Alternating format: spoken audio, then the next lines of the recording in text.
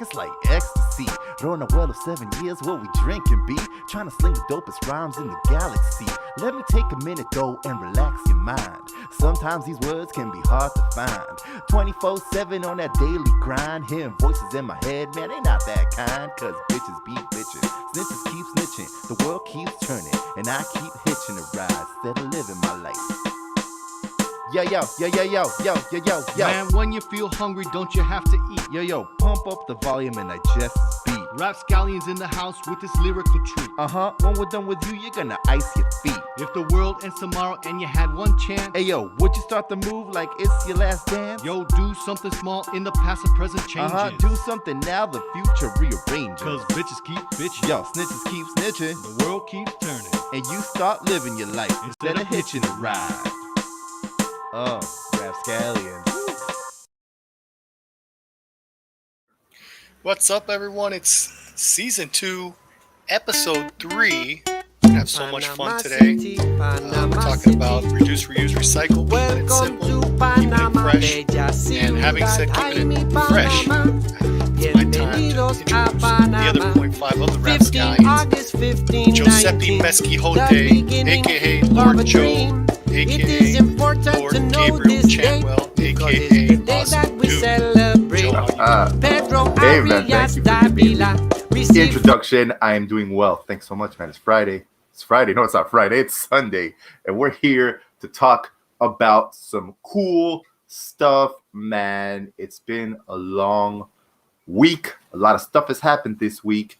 And I just want to say to you, HB, happy 502 years of Panama City. Yeah, man. Congratulations, my friend. So many celebrations today. It's also the anniversary of the canal, the opening of the canal. What? Double congratulations, my friend. Super congratulations to everyone everywhere. HB, porque el canal eres tú. Canal, I'm the canal. You are the canal. I am the canal. Yes, you are the canal, man. We are all the canal. We are all the living embodiments of the canal. Because it is thanks to us, residents, citizens, whatever have you of Panama, that the canal continues to function the way it functions. That's the truth. And today is also the 25th. It's today the 25th anniversary of Shorty and Slim, world-renowned, critically acclaimed band from the Canal Zone. That's true. 25 years they've been pumping out fun songs, and what did we? I mean, we have so much to share about what we did this week. So much to share.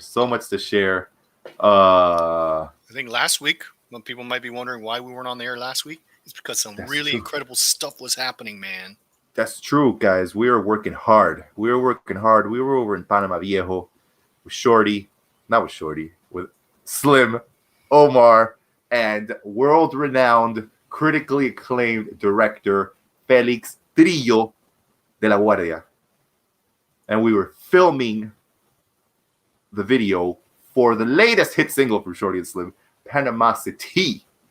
And we were there, man, just making sure all the shots were taken, all the tomas, todas las tomas estaban cool. Everything was tight, man. All the angles, because HB's a fan of angles, man. So we were making sure the angles were right.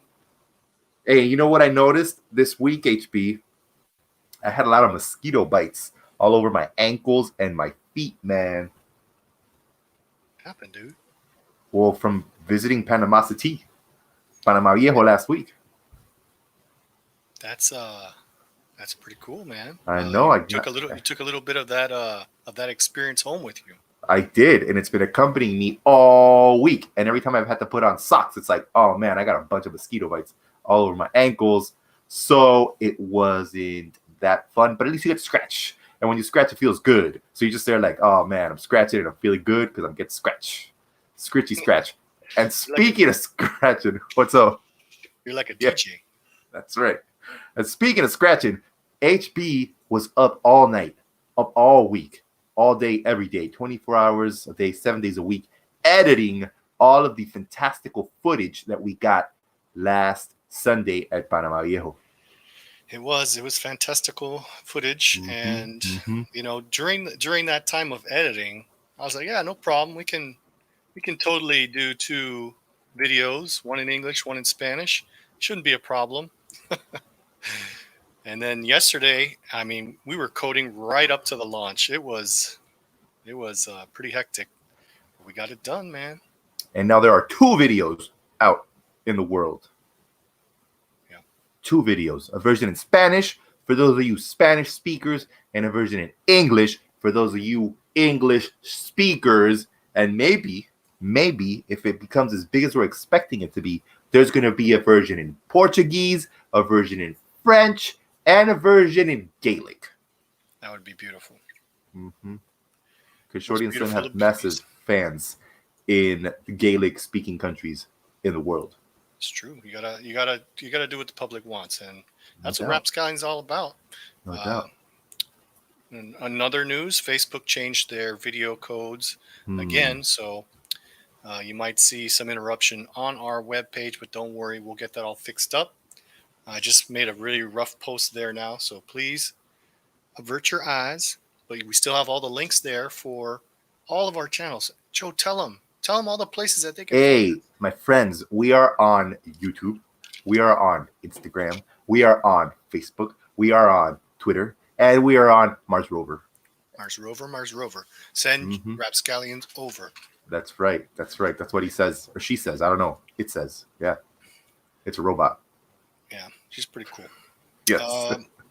So I have to confess to you, Joe, I woke up this morning and I started watching Panama City over and over again because I got to sleep. I got to rest. You know, I got to like come up with a new perspective, because before I was like, I got to copy, I got to edit this. And so I woke up and I was like, let me check it out. And I watched it and I was like, man, that was so fun. We really knocked it out of the park with that one. So far, the reviews have been great. You can find that I posted it before the show came on. I posted the YouTube link on our RapScallions Facebook page. Remember, there's an English and a Spanish version, so there's 2 different videos. You're going to want to check those both out. And if you want to purchase, that song, so you can put it on your Walkman. Now listen to this, Joe. This is where it gets really interesting. Tell me. Know, RapScallions and Shorty and Slim, it's all about value. Maybe you're like, which version should I buy? Should I buy the song in English? Should I buy the song in Spanish? Maybe I want the English one, and to practice my Spanish, I'll get both. Guess what? You get both for the price of one. It's a single with both songs. It's a double single. A double single? Yeah. Man. Only RapScallions and Shorty and Slim could bring you something that amazing. See? That's what we do for the fans, because we love the people. We love the fan scallions. Oh, my goodness. We do. So you guys got to go get that double single, because never, ever will you ever get a bargain like this. Hey, and it's Decimo weekend, man. You got that extra cash money. Yeah. Go get a double single. 2 for 1. A double single. Like, you want a triple quarter pounder? No. You want a double single. That's right. Because you know what? That food from McDonald's is going to make you fat. To make you fat. Healthy. It's going to make you FAT. But this song from Shorty and Slim and RapScallions is going to make you PHAT. Oh, damn. And when you're walking down the street, people are going to be like, that's the person that knows about music. That's right. That guy's cool. Or girl. Guys or gals. Everyone loves music. That's right. Oh, my gosh. So we've been doing that all week, guys. All week. Not stop. That was pretty intense. But we got it done, and we had fun doing it. For sure. So, do you have any other news to aggregate to that? I don't think so, man. You want to watch it? Hey, let's watch it, man. What a brilliant idea. Can we do that? Let's see. I got to press some buttons here. Man, don't nobody press button like HB, man. That's right. I'm like Lindo Sueño, the best push button ever. All right. And you get HB for free. Yeah, that's right. I'm cheap. Right here. Underneath us, you see Panama City. That's where the video is going to be. So, okay, let's press play. Ooh. So magical. Panama City,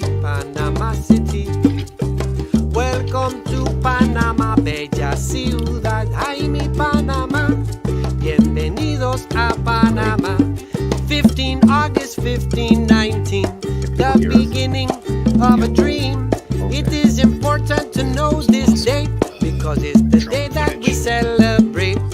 Pedro Arias Davila received from the King of España official doctrine for the fealty to be named Panama City, Panama City, Panama City. Yes, it is. Welcome to Panama, bella ciudad, bella mi Panama. Bienvenidos a Panama. A fishing village it was formerly, right upon the coast of the sea. Cathedral tower built up toward the sky. You can hear that bell toll far and wide. At this time within the nation, there was a very small population. Only 100 people or so. First European settlement. I think this next shot is my favorite one. Panama City, Panama City. That's the shot. Welcome to Panama, bella ciudad, Jaime, Panama. That's right. Bienvenidos a Panama. The Camino Real it paved the way. Oh man. And in this isthmus it had to stay. Oh, all the way to Nombre de Dios. If you go now, you can hear them go. Whoa. Riches came up out of Peru. Many ship and the pirates knew. All the pearls, silver and gold. Panama City was Pacific stronghold. Then they crossed Panama by mules. Tropical diseases was very cruel. Finally arrived to Atlantic coast. Departing for Spain from Nombre de Dios. Panama City, Panama City. You see, can you tell what Welcome to Panama, bella ciudad, Jaime, Panama. Is it there when he goes? When he Bienvenidos says the a CH Panama. word? 15 August 1519. Look at The Alex beginning with his master of a pose dream. right there. It is important you know this date because it's the day that we celebrate. 15 What are we looking August at now? 1519.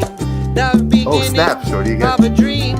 It And is he flipped important the guitar to know around. this date because He's it's the playing day with that his we left celebrate. hand. Panama City, Panama City.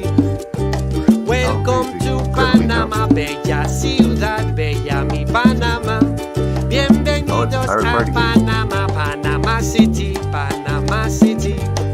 Oh, welcome to Panama, bella ciudad, I mi Panama.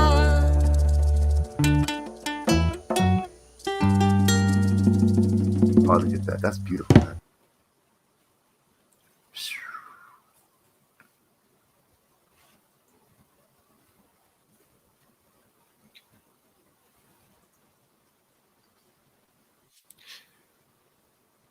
And Look there at you that. have it. That is Panama City, written and produced by the RapScallions, especially for Shorty and Slim. You'll be able to find the links to those videos on our Facebook and you can purchase that song at saspanama.com. saspanama.com and also Panama. saspanama.bandcamp.com. Yeah, man. So many dots. So many dots. Dots like a Morse code or something. Seriously. So many dots. Hey man, I was looking at websites today and there's so many websites. Like there's dot buzz now. Buzz. Dot buzz. And dot just so many different dot stuff. I was like, man, Craziness. dot crazy. We should buy the dot crazy and then sell websites that are like www. She crazy. She dot crazy. So another thing you can do for us, check out our website, www.panamarp.com. You can find our merch there. You can find our episodes, and we're uploading all of our shows to Spotify, so you can listen to it on Spotify. And also there's some donation buttons, man. RapScallions needs to eat, man. Yeah, man. We gotta eat. So if you're feeling that decimo money burning a hole in your pocket or in your credit card, hey, go over there. Be like, hey, these guys deserve a coffee or a donut or a muffin Or whatever, or a helicopter or a mansion over on the coast, maybe in Cologne near the water, where we can have like a bathroom that overlooks a cliff, and we can shower outside with the wind That's breezing fantastic. around us. That does seem a little wasteful, though, Joe. It does. If we get a lot of water everywhere. A lot of water. So, speaking of being wasteful, let's kick off this episode, this webisode, this streamisode. Boom. I like it. I dig it. HB. Because HB, you know what? We only get one world, you know? That's right. It's when beautiful. people say YOLO, they say you only live once, you know? But we also only get one world. So we should also have something that says Save the earth, kill a human. Yes, save the earth, kill a human. I think for every polluter that we find, that person should get the worst possible penalty. Yeah, kicking the nuts. Kicking the nuts, and then they get shot into the air. And, then wherever they land, they have to stay there forever. Yeah. Without to live in all their pollutants. HB, when did you first come in contact with the concept of recycling and caring for the planet, my friend? What was your first foray into like somebody telling a young HB, like, HB, the world needs you? We are the world. We are the children. Yeah, that's right, dog. The first time I don't remember, but I do remember something from my youth that always stuck with me because I had first started studying marine biology here in Panama, which is an excellent place to do that. And I remember reading a line. It said, "The solution." This is a line from the 50s, right? And it was a way of thinking. It was the solution to pollution is dilution. Right? Okay. Elaborate, please. Yeah, just throw everything in the ocean. Ah, that sounds like a really bad idea. It's an awful idea. So, I thought about that so hard, and it's like, I think people of my generation or younger are kind of brought up thinking that, let's keep the streets clean. Let's, don't throw your garbage out the car window. Yeah. I think it needs to be taught a little more here in Panama, but back in the 50s, that just wasn't the case. And, also in Germany and also in Panama, there was less people. So people just kind of tossed their stuff. The plastics weren't mass produced like they are now. Nope. And we're gonna talk about that. And we're going to try and keep it simple, One of the hardest things, Joe, is that everything's so overwhelming. There's so much information out there. There's people arguing about climate change and whether it's true or not. Look, I want to break it down for everyone right now and make it as simple as possible before we get into the details.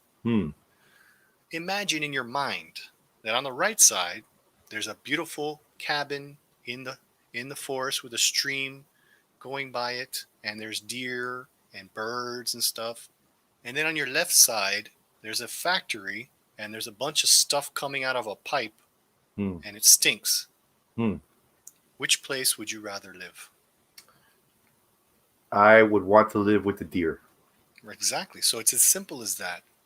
Yeah. If we want our Earth to be a beautiful place to live, we need to stop polluting. You don't have to worry about global warming. You don't have to follow facts and figures. What you need to do is try and reduce, reuse, recycle, and that's the first step. You don't have to be good at everything. Just pick one thing, and once you got that down, move on to the next. That's right, HB. And just to touch on the subject of pollution, quick definition of what pollution is. And pollution is the introduction of harmful materials into the environment.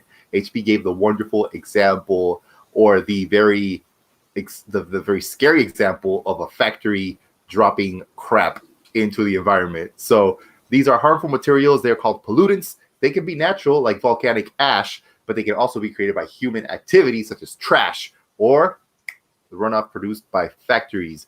Pollutants damage the quality of air, the water, and the land. Yeah. Yes, yeah. Indeed. So Indeed. I think, I forgot to ask you, when was your first encounter with recycling and whatnot? Well, it's very interesting because when I was a kid growing up in the U.S., this was in the 90s, there was a big push on recycling, right? I think in the 90s, I feel is when it really kind of kicked off. I think that's when the world kind of realized, like, hey, we're doing massive damage by dilution. The solution to pollution is not dilution. I think in the 90s is when we figured that out. Or maybe a bit earlier, because there were some very important international treaties that were signed in the 80s. But I remember being in elementary school and just, me in my little micro world. We had I like that image, a cute little Joe in little overalls and a school hat. That's right, in my little school hat with my bow tie. They introduced us to this character. Well, no, first and foremost, of course, Captain Planet and the Planeteers. Yeah. Who doesn't know Captain Planet and the Planeteers? I am a Planeteer. You can be one too, because saving our planet is the thing to do. How could you not like that? Yeah, and he had a nice light blue color to him. Very attractive. Yeah. He was like very green hair. He was very pleasing. And he had a team of children that helped him from all around the world, right? All around the world. You had, you had the African guy, you had the American guy, you had the Indian guy, you had the Russian girl, you had I think the other girl was from Latin America. I don't remember. On those water? I don't know. Anyways, so of course you had Captain Planet, and he was fighting all these stupid fools that were trying to pollute the world for no reason whatsoever. And so, of course, that was like, whoa, Captain Planet. And later on in my life, people called me Captain Planet for something that we'll talk about later on. But it's another AKA of yours, huh? Yeah, man, Captain Planet. But in elementary school, we also had this coloring book. Once these people came to talk to us about why recycling was so important, they gave us a coloring book with this dude named Recyclo, Recyclo, Recyclo. And this guy was a superhero who recycled. That was his superpower, I guess, to recycle. So it's always like, whoa, Recyclo. He even had a commercial, Recyclo. So I was like, oh man, Recyclo, gotta recycle. And then the thing that most brought it home was that the G.I. Joes, I used to love the G.I. Joe action figures when I was a kid. They actually came out with a line of soldiers that were like anti-pollution soldiers, right? This is how, in the 90s, everything was happening, right? So then these guys, of course, G.I. Joe, they were the good guys, and Cobra, of course, bad guys. They were like, we're going to pollute because we're Cobra, we're the bad guys. We're going to drop sludge all over the world. And then the G.I. Joes were like, stop, Cobra. We got to clean that. And they'd like clean it with disinfectant or whatever. So it was always like, whoa, the battle is real. So then I think in the 90s, was probably when it dawned on me, like, holy crap, we got to protect the environment. And then growing up, of course, then finally getting able to, studying international affairs and then working for the UN. I worked for the Montreal Protocol Unit in the Energy and Environment Division of UNDP for several years. And there became much more ingrained in me the importance of protecting the ozone layer and just kind of doing what we can. Of course, in the UN, you're trying to do things on a massive level. Yeah. But there's also a lot of things that we can do as individuals, which sometimes people don't think about. They'll be like, oh, the planet needs saving. Leave that to the agencies or the organizations. But that's not the case. No. It's not the case. It's not the case. No, it's not. And, you bring up a good point there is, we're trying to keep it simple, but, that doesn't mean you can do nothing. We have a special shout out. Captain Andy is in Greece listening to the show. Oh, says, man. Opa and saludos from Chipre. I don't know how to pronounce that. Oh, man. Cheers. Saludos, Captain Andy. Saludos. Cheers to you. Cheers. So before I cut you off, you were telling us about your first experiences. So you had G.I. Joe. You had all kinds of cool stuff going on. Yeah, man. I think... Go ahead. Sorry. Go ahead. You go. No. I was just saying, that there was a lot of information being thrown my way. I think in the 90s, it was very much like, you have to recycle. You have to recycle. And, my school would be like, hey, guys, recycle. There wasn't so much the reuse at the moment. They were just pumping the recycling. Recycle. And, in the U.S., you have a lot of opportunities to recycle. Right. You can go and of course, they're always kind of like, oh, if you bring so many cans of soda or whatever, you'll get 50 cents. Or if you return, I don't know how many bottles of Coke, you'll get 75 cents, things like that. And that sort of incentivizes you, it creates an incentive for you, like, hey, let me collect these things and return them. Whereas I think here we kind of do it because here we can recycle, but it's much more like I'm going to recycle because I want to, because I know the impact this will have. Absolutely. If I don't. But sometimes you got to give people an incentive. And I think in the US in the 90s, they were very good at giving you incentives to recycle. Right. Definitely. I mean, you mentioned a few things there that I wanted to touch on is, we like going to the beach, but sometimes it's full of plastic. How did that happen in Panama? Well, I did a study on this actually, and we had Robbie G on the show, and he has his Bob, right? That captures, no doubt. Yeah, it captures garbage that's coming downriver. Yeah. So we alluded to the 50s earlier in the show, and it was a different time. Plastic wasn't mass produced, and in the interior of Panama, there was more subsistence farming, or you would bring your food home from a market, where there wasn't that type of byproduct or waste. Yeah. And as we endearingly call them in Panama, as the chinitos and kioscos spread out, and the products spread out, back in the day you couldn't buy Lay's potato chips in the middle of nowhere, but now you can get Doritos anywhere. Yeah. And the thing is that spread up through the country, but the aseo, or the garbage collection, didn't spread with it. So now all of a sudden you have all this plastic waste, but no system for its incineration. So that usually ends up in a river, and in the first rainstorm, whoosh, it ends up on the beach and in the water. And not only the aseo, but also just the education. I think a lot of the problems that we have in Panama boil down to a lack of education. Because even in the city, if we see a lot of trash on the side of the street, where people you would think are more educated, right. I'm not saying people are more educated in the city. Not, I mean, whatever. Yeah. But I guess in the interior, I remember once in the interior, I forgot where I was, and I was in a car with someone. And I think I was in Panama, and we were driving somewhere, and they had some trash, and they were like crumpling it up, and I could see they were gonna throw it out the window, and I was like, "Don't do that! Give it to me. I'll throw it away later." So I grabbed it, and when I got off wherever we were going, I threw it in a trash can.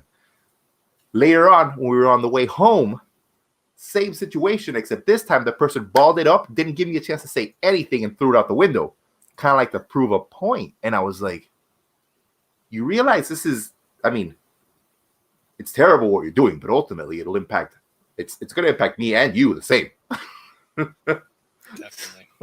So I don't know what you're trying to prove, man. Yeah, that's not cool at all, man. No. So it's just one of those things where you're like, man, I get it. Out of sight, out of mind, right? I guess is what people think when they throw something out their car window. Yeah, it's not in my backyard. Nobody wants a garbage dump in their backyard or a nuclear power plant in their backyard. But I think we kind of have our blinders on as a society. It's like, as long as it's going over there, I don't have to care about it. Yeah. It's very interesting, and I think something that really impacted me this past week that I was reading on the news was a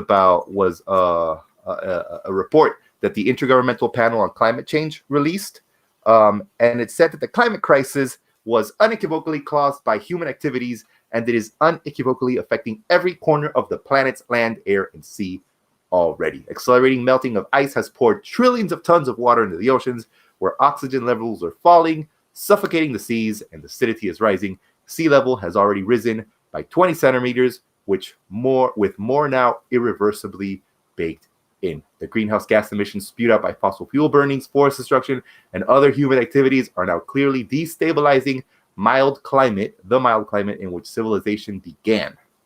Carbon dioxide levels in the air are now in their highest point for at least 2 million years. I don't think we've been around for 2 million years.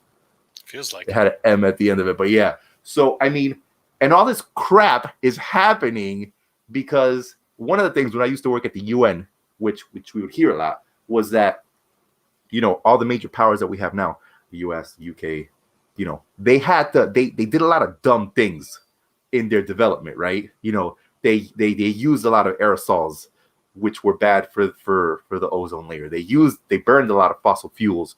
They did a lot of things. So now people are just like, hey, these things are bad. We got to stop doing it. So they're making moves, right, to stop doing it. But a lot of countries that are still trying to catch up, they're like, hey, man, but if you did it, why don't I get to do it? You know, you're like, and now you're telling me not to do it when you did it? Right. You're stunting my growth, man. And so it's like a massive sort of challenge. That's true. What you said is true. And, you know, what is the right thing to do in that situation? That, you know, you're definitely going to have an impasse between developing countries. But you know, we have to try and for loftier goals. You know, you just can't say, well, I'm just going to pollute. That's not the right answer either.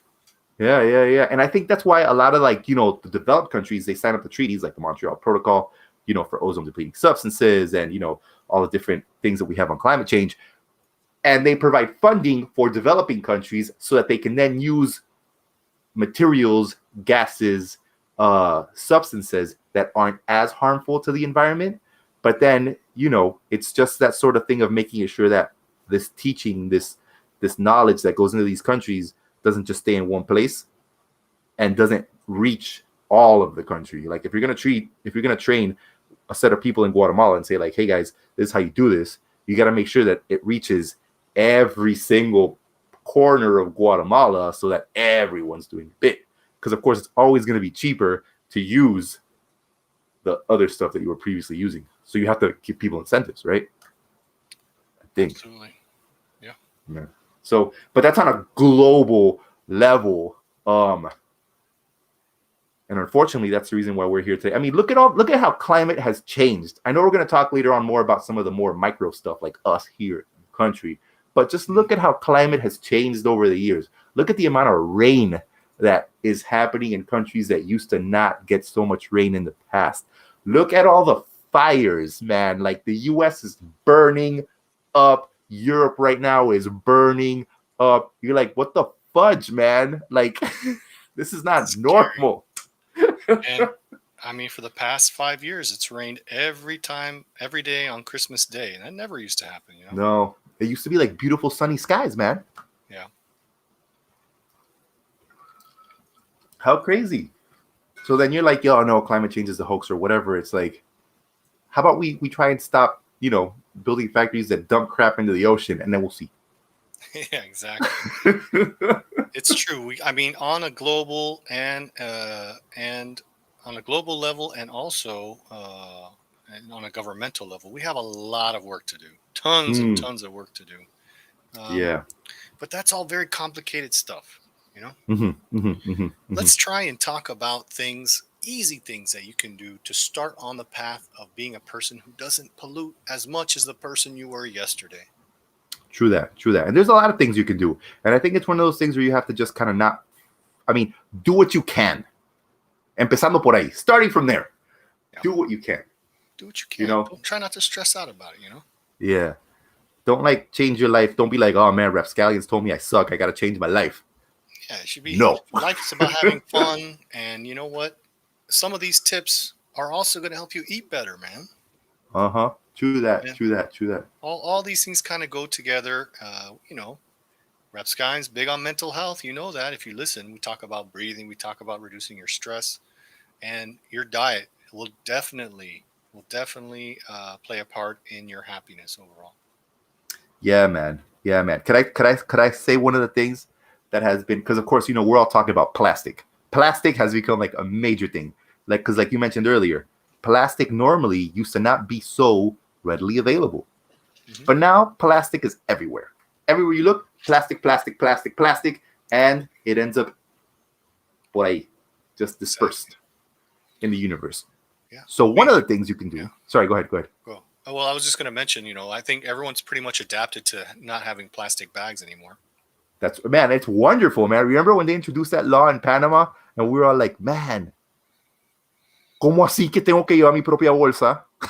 Well, and I already had bags, but every once in a while I would forget them. But another thing, I was a little taken aback because as part of my reuse part of my life, I would use those shopping bags as garbage bags. Yeah, ditto.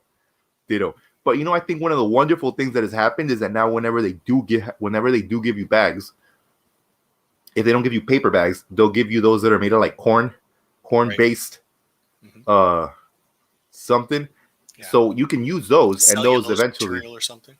yeah, and those will eventually just like disintegrate. Yeah. So that's pretty good. So you were before I cut you off, you were about to mention the one. Yeah, one of the things, because I remember there was it. So when this whole thing started off, it was like everybody has to use their own bags. Don't use plastic bags. Plastic bags are evil. And I think we all got used to that now. I think Reva Smith, they were doing a wonderful thing prior to the cutoff date. They were giving away reusable bags, which I thought was quality. Because if you want people to use bags, give them reusable bags. Don't like charge them. Dije, no, señor, eso cuesta $1. Hey, here's a free bag. Next time you come, you don't have to use plastic bags because here's a free bag, Yeah. So I thought that was cool. But I think one of the major things that I've noticed is, like, say people that go to work and they have to go to the office or whatever, bringing their lunch from home. Yes, that's huge. That's like top, because you bring it in your own little glass or plastic container, whatever, and then you eat healthily, because everyone can agree that when you bring your meals from home, sometimes I'm not the best person at doing this, but when I do it, I'm like, hey man, I brought my food from home. It's usually healthier, it's tastier, and you don't spend no money. So that's good on your wallet and good on your body, and you stay fit. Well, that's I agree with you 100%. Like, another byproduct of this quarantine is getting food delivered to your home. You can't go to restaurants anymore. So so much plastic builds up when you order from a restaurant. Yeah, dude. Super true. And I think even when you go to, like, say some of the times that I go into the office, like, say if I don't take something to eat, I'll usually head down the Subway because, they make good subs and they're easy on the wallet. But since now everyone's so scared about, with the COVID, they don't want to give you something that they will then reuse. So now when you go to the restaurant, they will give you the sub wrapped in the paper. They'll put it in a plastic bag. They'll give you a soda cup with a plastic top. So usually I'm just like, I don't need the top. I don't need the straw. But, they'll give all that stuff to people. And then you're getting it like if you were taking it to go, but you're not, because you're eating it in the restaurant. Right. And you're kind of like, hey, man, just give me the sub wrapped in the paper and I will take it to the seat and I will eat it. But they put it in all the plastic. And I guess it's COVID's biosecurity measures, I guess. Yeah. And what can you do about that? You can't, you don't want to get COVID. Yeah. And you also want to try and support restaurants. So it's kind of a tough decision. And it is. It's unfortunate. But just going along the lines, we were talking about plastic bags earlier. One of my decisions, I love to go grocery shopping. I love cooking. But one of the things is, for dietary reasons, I try not to buy anything that's wrapped in plastic, because that usually means it's processed, right? But unfortunately, you go to the produce section and everything's wrapped in plastic, in a styrofoam tray. I need to get something. I want to show you guys. What are you getting? What is he getting? I don't know what he's getting, man. This is going to be a surprise. Is it a present? Did HB get us all a present? He bought us all reusable cups. My presence is your presence. So you got stuff like this. You got these. Yes. And I try to go to the market more often, and that way I can use these reusable plastic bags. They're like mesh bags. They let the vegetables breathe. No doubt. You're a man after my own heart. That's why I love you so much. And so, yeah, I love you too, Joe. Also, some love to Michelle Quo. She's tuned in. She said, wrapping, reducing, reusing, and recycling with the RapScallions. Say that 10 times fast. I love it. Man, say that 10 times fast after you've had a couple rums. I bet you can't. Yeah. So, part of the thinking with that is, if something's wrapped in plastic, bread, very heavily processed, Hmm. chips and burundangas, you have snacks. Stay away from those snacks, man. It's not good for you. People of snacks. Yeah, love the snacks. So, it's a double whammy. We're talking about 2-for-1s, a double Hmm. single. Hmm. One, you're reducing your impact on waste disposal, plastics and styrofoam and whatnot. And two, Yeah. you're going to be healthier because you're buying less processed foods. True that, man. That is a very, very solid point. Solid point. And I think also another thing, because I totally agree with the vegetables, man. Sometimes you show up at the supermarket and you're like, I want to buy 2 tomatoes, but the tomatoes are like, you either have to put them in plastic bags, unless you have your bags like the ones that you have, or they will come wrapped in plastic in a little styrofoam plate. Joe, I saw a plátano and a banana peeled and put on a styrofoam and wrapped in plastic.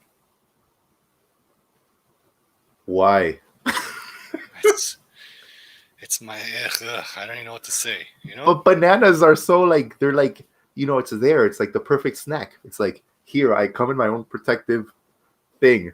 Exactly. That's how off the edge we are. Is we've unwrapped nature's wrapping and rewrapped it with our plastic wrapping.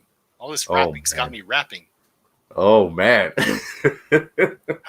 It's frustrating too. It is. And here's a quick tip for you. Yeah. Huh? Look at this thing, huh? Look at this. What is this What's that? toy? Oh, look at that. Joe and I were talking, and how many plastic razors or disposable razors do you get rid of? I went out and I got an old school safety razor. Right. You just put the razor in here and you close it up. I don't have that much to shave, but when I do, this thing works great. Right. The blades last forever. I mean, forever. What I do is I get a little soap and I wash the edges of the razor and I dry it, and that keeps the edge from oxidizing. Right. Where did you get that, man? I ordered this one off of Amazon. It was. Oh yeah. I bought myself a nice one. I splurged a little bit, but you can get something cheaper, and you're not throwing something away 1 or 2 times after every use. And it's like butter. It's like butter. Zoom. And I have a very sensitive face. I'm a sensitive man with sensitive skin, Joe. No doubt. And this is it's like classy, dog, and it's fun to play with. Look at it. That's good to hear, man. Yeah, when you use it, Joe, you feel like, this is quality. You're like, yeah. Feels good. That's good to hear. I'm gonna have to give that a look, man. Because the one I stopped using the big plastic ones. The plastic ones que consigue, like that you get at the cash register right before you leave. I stopped using those like decades ago.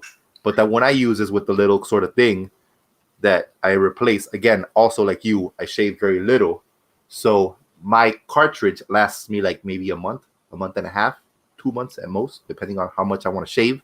But still, that's like a little sliver of plastic that's going into the trash. That stuff adds up quick. I remember one of there's pictures. Like sometimes you can tell people stuff, but it doesn't really impact you until you see a picture of it. And one of it was people living in their own, they took a picture of them sitting in the waste in their garbage that they dispose of after 1 week. Right. And you're just like, oh my God. And then you see pictures of people in the mountains of Peru who, they grow their own food, or when they go to the market, they use a burlap sack, and they had like 3 pieces of plastic. And then you had the U.S. family, and it was just tons and tons of waste. Yeah. So that brings me to my next tip, Joe. Bust it. Get a smaller garbage can. Oh yeah? Because that's gonna if you're filling that thing up so often, you're gonna say, hey, wait a second. What am I doing here? I need to take a look at what I'm throwing away and figure out ways of reducing the amount of waste that you're throwing away. In addition to that, what I've done is on my porch, I have a paint bucket, Mm-hmm. an empty paint bucket, and I throw all the organic waste, the peels, banana peels, apple cores. Right. I throw that all in there, and my waste is minimal. Right. In addition to that, make sure your portion size when you're cooking. You don't want to be throwing away leftovers. No, you don't. You want to eat them. You want to eat them. You don't want to waste food, and that'll also impact your garbage. If you have dry garbage, then it's easier for the people to separate it at the processing plant. Hmm. And it's not very strong here at Panama, but there are people who make a living off of sorting garbage. True that. And we'll give you some locations where you can take recycling in Panama, because it's still one of the things it's picking up. It's not easy, like we mentioned earlier. It's one of those things that when you do it, you do it because you want to do it, and you understand the benefits of recycling. Here at my place, man, we try and recycle everything that we can. I'm in this room where I'm sitting at. We have like a little unas gavetas that we have sorted by aluminum carton, Tetra Pak. And so every time we have something that fits in there, we'll wash it, clean it, put it in there, and then I'll take it downstairs. We're very lucky that the building that we live in made a deal with God bless you. Thank you. Blessings your way. Has a contract with a recycling company here. And so we have a stand in the basement where we can go and we can take everything and of course we have to separate it, make sure it's clean, make sure it's washed, make sure it's the appropriate plastics for plastics, because not all plastics are the same. So you got to make sure you separate them, right? So it's good. Back in the day, what I had to do was take them to the office, because in the office we also have a company that picks up the recycling over there. So I'll be carrying recycling around in my car all the time, and it's one of those things where you're like, man, it's a hassle sometimes, but ultimately it's a hassle that will benefit all of us. And you'll also get some naysayers. There are studies that show that those reusable bags have a higher manufacturing cost than the impact of throwing away plastic bags. But you know what? It's a good habit to get into, and it'll help you reduce your waste. For sure, man. And HB, man, I think one of the things with plastic that has impacted me the most over the years is that mofo is so difficult to get rid of. Like, plastic will stay. You heard of that? You've heard of that, like, plastic ocean, of that plastic island that just floats around in the ocean? That's not normal, man. That's just gross, man. Imagine. I mean, if you're not incentivized to reduce your waste stream, just think of going to the ocean and want to take a swim, and there's just an island of trash there. There's a huge floating island of trash in the ocean. It's disgusting. We got some shout outs here. Captain Andy says, I got one HB. I think he's talking about the safety razor. It's classy, man. If Captain Andy's doing it and the RapScallions man, Captain Andy and RapScallions are classy dudes. That's right. Also, we have a shout out. Michelle Quo says, there was a woman who did a year-long experiment with her family to reduce waste in their home. At the end of the year, the trash they produced fit into a small glass jar. It was impressive. Wow. You can do it. You can do it. You can definitely do it as long as you keep your eyes open and you take notice of your waste stream. And you set your mind to it, man. Exactly. Another thing the naysayers will tell you is, if you segregate your garbage into plastics and organic matter, paper and whatnot, where's that plastic going afterwards? A lot of people say sometimes they ship it off to India and it's a big pile out in India, and that is the case. But again, when you're doing that, when you're making that active effort, you'll also be taking an inventory of your waste stream and can do something about it. If you see it's time to do your recycling, you see, oh my God, there's so many plastic bottles here. I'm going to buy an aluminum one and cut out this waste. And also, how many of us now don't have aluminum bottles or glass bottles that we can reuse until the end of time? That's what, like, when we go to rehearsals, Joe, I reused it was a Perrier bottle, but it was a big one. Yeah. I put my water in there, and every time I took a sip, everyone's like, "Oh, you're drinking so you can't drink it at rehearsal." I was like, "It's water, dipshoot." because everybody's used to having the plastic bottle. It's just like, Yeah, and it tastes better. Like I prefer. And I saw a nice bottle. I'm always looking for bottles. I like to pickle. I like to cook. I like to make my hot sauces. And I saw this fancy bottled water. I was like, I'm gonna buy that just to keep the bottle. yeah. When I'm driving, I'll take that with me. It's a beautiful bottle. Have my fresh water in there, and it tastes good. No doubt. Yeah, Aluminum dude. for me imparts a bit of a metallic taste. Oh, word? I've had a bottle of, I remember a couple of years ago in Arrocha, I got this Bubba thermos on sale, and I've had that mofo for like years. And I've had stickers on it and stuff, and it's still, man, I'll put ice in there, some tap water, and it will keep that cold all the live long day, man. I don't know what I would do without it. These things are impressive, man. Yes. And I love my cold water, so that's the good stuff. That's the good stuff. Yeah, dude. Yeah.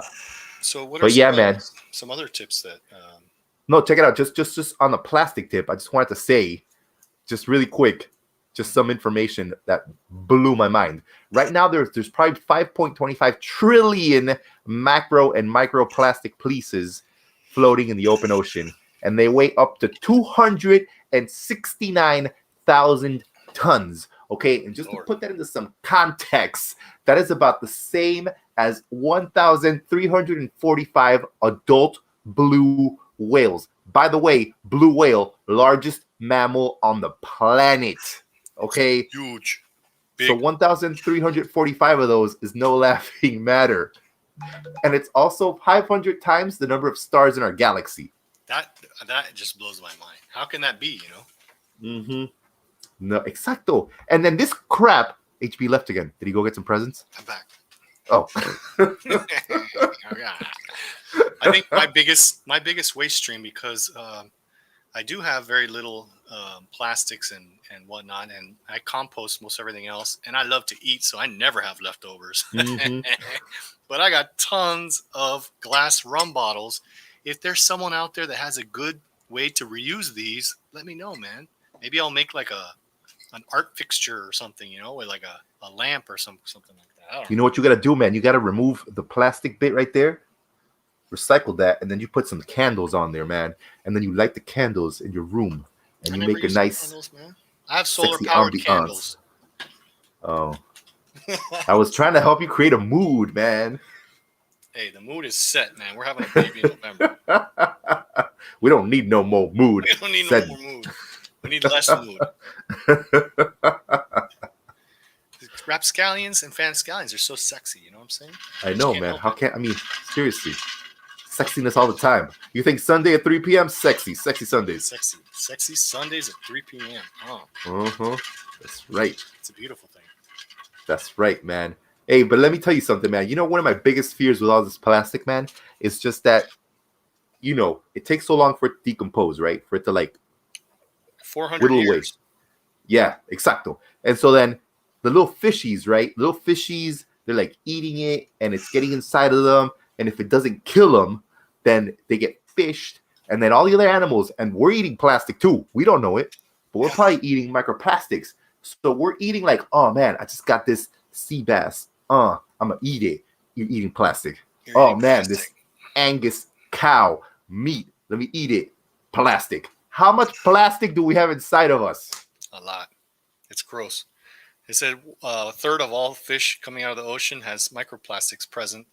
Mollusks, if you eat oysters and filter fish, you're going to have microplastics. And if you don't understand what a microplastic is, have you ever had an old piece of plastic that's kind of been in the sun, and when you touch it, you feel that graininess? So when plastic breaks down, it keeps getting smaller and smaller and smaller and smaller until that crap is floating around everywhere. The fish eat it, you eat it. And while we're talking about fish, another choice that you can make is, instead of eating tuna, eat sardines. Because tuna, it lives longer and they collect more mercury, which is also tied into that ugly idea of a factory dumping a bunch of crap into the ocean, Truth. So sardines have a shorter life cycle, so they have less time to accumulate heavy metals within their flesh. So I've tried to replace tuna, which I love eating tuna. I replaced that with sardines, and just as tasty. Very good, very good, and good That's a for good you. tip. That's a good tip, man. Yeah. And I think just there's so many ways that litter gets into the ocean. We've already talked about a lot about all of them. Sometimes I'm surprised though. Sometimes you can be careless. Say you're on a boat or you're on a pier, you're at the beach, and your plastic cup gets blown away into the water, or you're in a boat and you're like, oops, and you knock something into the water. Or so many ways. You just gotta be careful. You gotta be careful. You could definitely be careful. Michelle Quo says, if I find the need to buy a bottled beverage, I try to find one with a nice glass bottle that I know I will reuse. I also look for nice glass jars as well. See? She's on the same wavelength. Truth. Man, and there's nothing like having like a quality glass bottle, man. Mm-hmm. That looks great. Yeah. That's a great You know look. what I was thinking is, that bed liner for trucks where they put that rhino lining in the back? Uh-huh. I want to get like my glass bottle and dip it in that stuff because sometimes I'm a little timid. I'm always afraid that the glass is going to break, Right. Truth. So it's always a maybe, possibility, my friend. Yeah. You gotta be careful. I've got plastic stuck in my mind. My solution is always plastic, so I need to change that mindset. Maybe you gotta paint it in something, like some copper-based paint. Like when you have pliers, you have that rubberized grip. Yeah. I was thinking of just doing the bottom, like rubberizing this part of it, because that's where breaks usually happen. And you have your glass bottle in your backpack with your computer. You don't want that thing getting wet, So I was thinking of rubberizing just the bottom of my glass bottle. That's a good idea, man. An elegant solution that's not super wasteful. I'll let you guys know. Dude, you gotta let the people know, man. You gotta let the people know. Hey, another tip to reduce your waste, man. Going digital, not printing stuff, not printing as much stuff. I know a lot of us, I'm guilty of this sometimes. I need to have stuff printed. So I think the only thing that I really print out these days is scripts. You got to have your teddy. Yes. I can't. If somebody says read it off your phone, sorry, man. That's not happening. I got to print it. But it's amazing the amount of stuff you can just read off of a computer screen or your iPad or your Android or your phone or whatever. So try not to print out so many things, man. And if you do have to print out, try and reuse the paper for other things. A lot of times at work, sometimes I have to do claims. So if I print something out, I'll do my claims on the stuff I printed. What's that? What you got there? We in one of the plays I was in, we used prop money. So we had a real dollar here, and then we filled out the stack with these things, and now we use them in the house for jotting down notes and grocery lists. No doubt. See, so you prolong the life of the paper. So and I think ultimately my little box of reusable stuff. Oh, look at that, man! This is actually a packaging material that I thought looked pretty nice, and I use it to store my reusables. That's pretty decent, man. Super handy. It's super handy dandy. What were we talking about? I lost my train of thought. Going digital, man. Going digital. Yeah, Bobby Digital. That's very useful. And then also, hey, if you're not in a room, turn off the light. I think Nelly Furtado had a song where she was like, turn off the light. So turn off the light. Turn off the light. I love it. That song, Nelly Frutarti was my favorite. Frutarti. Hey, man, she's not around anymore, but she left us with a valuable lesson. Turn off the light. She's not around anymore? What happened to her? No, well, she's around, but she's just not around musically as far as I'm aware. Oh, hey, man, she was cool. I like. She was, man. She was, and I thought she was going to last a long time. She was friends with Timbaland and Justin Timberlake, but I don't know what happened. Hey, who knows? Maybe she'll be back. Maybe, but in the meantime, turn off the light. If you're not in a room, turn off the light. Turn off the light, man. That's not hard. It's not hard. And unless you're afraid, and if you're afraid of the dark, get a little night light. Little night light. Or use a flashlight on your phone. Come on. Or use a flashlight on your phone, man. Because I know people sometimes are scared of the light, scared of the dark. Hey, what about this? One way to reuse is this was a commercial spritzer, and when it ran out, I got the idea from my buddy Joe here. You go buy a big bottle of alcohol and add some essential oil drops. This one is 95% alcohol with 10 drops of tea tree oil, 5 drops of lemongrass oil, and then I filled the rest up with witch hazel, and it's delightful. It makes you think of cleanliness, it's very pleasing. Dude, that's amazing, man. Now I have something that works great. I can keep refilling it, and also you're getting into a whole new world of making your own fragrances, something specifically for you. And that's really cool, man, because I remember when we all started off with the spritzing on the hands, you have all these like companies that are trying to sell you these like lavender smelling whatever have you, or apple smelling whatever have you, and you're over there and you're like, that's like $6, $7, and then you use it and then you're like, it's empty, let me throw it out and then I'll get another one. No way, man. You can get like a big bottle of alcohol, you get some essential oils. I have one over there, it's like a very citrus, makes me feel energized. I have another one that has like this like pine smelling sort of essential oil thing, and it's like amazing, man. And I can make it over and over and over and over again. I mean, the studies, our sense of smell is very strong. Like they found that they would release in this study, they would release fragrances in. It was a working environment, and they would release certain fragrances into the air ducts, into the AC.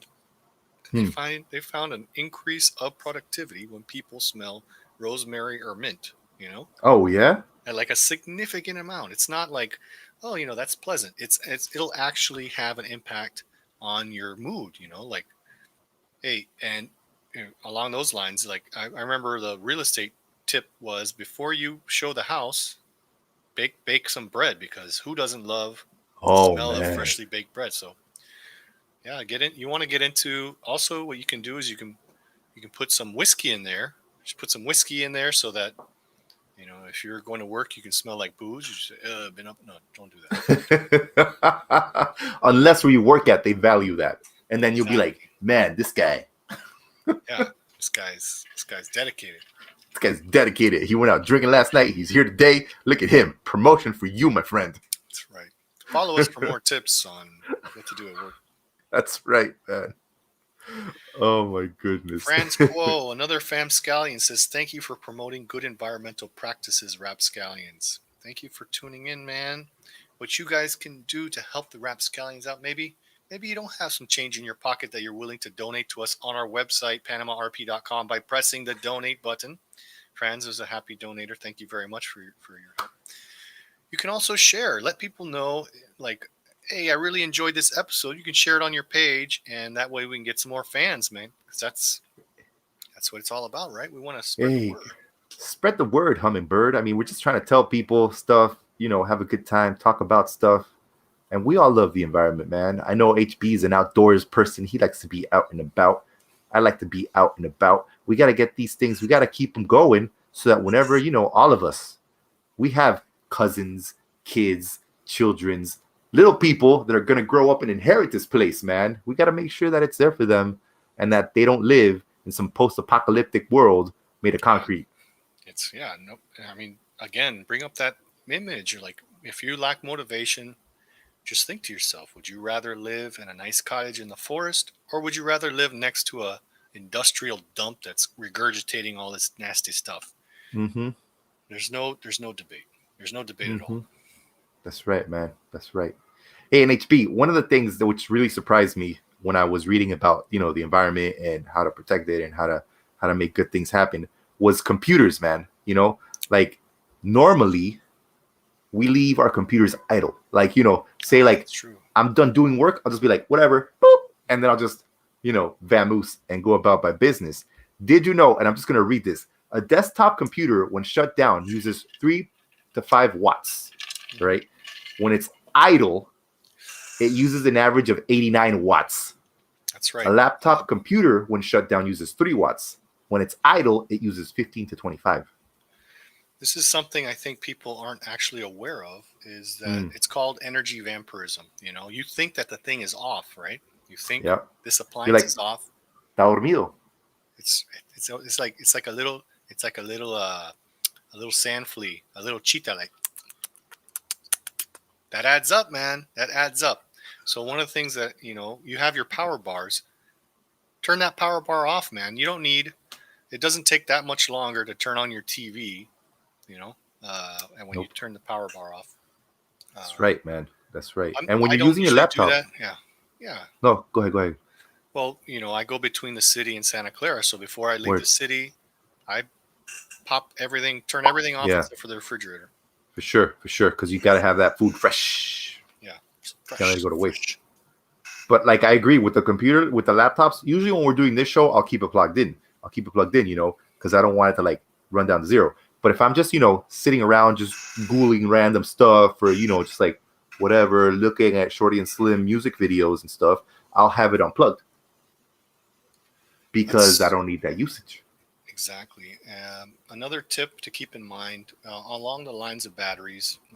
Now, different batteries have different requirements, but most everything is a lithium lipo battery, litho polylithium, whatever. I don't know. Anyway, so that you don't have the memory problems, battery charge memory. So, in order to prolong the life of your device, you want to keep the charge between 20 and 80%. That's been shown to keep the degradation of your battery from happening sooner. It's the amount of charge cycles you have. So never take it to 100. Exactly. You don't want it to drop below 20%, and you don't want it to overcharge it past 80%. I have my computer. Check your computer for that setting. It's called like a battery longevity, long life setting.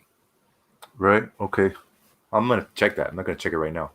But thankfully, I've had this computer from about 2014, and we're in 2021. So it's been. It's good, and she has served you well. It has served me very well. And if another computer tip here is maybe you have an older computer and you're like, man, this thing is just so slow. One of the things you might want to consider is upgrading your hard drive. The bottleneck nowadays, we have fast internet, we have fast video cards, we have fast CPUs, but some of the older computers have the old style of platter hard drive. It's a spinning disk inside of there. Now we have solid state hard drives. You can easily squeak out another 2 years from your laptop just from changing from a platter drive to an SSD, and I guarantee you, if your laptop takes over a minute to boot, then you might want to look into getting an SSD. Just boot times. It should be 3 seconds, like that. And, I hear you, my friend. I hear you. One of the things I did when I bought this laptop. So this laptop is a 2012 model MacBook Pro. And I wanted that model, even though I bought it in probably 2014, I think, because it was the last one to have a CD drive. And I was like, I don't know where I'm going to need to have to put a CD in my laptop. I don't know.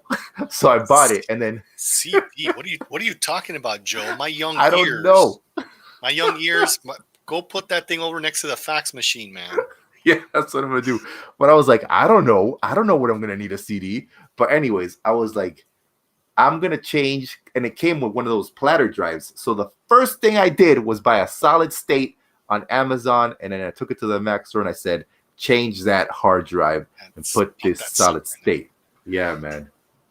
You'll easily squeak out another couple years out of your computer, and also the quality of your computing is going to be much better. I think the transfer speeds for the old hard drives was like 1.2 megabytes per second.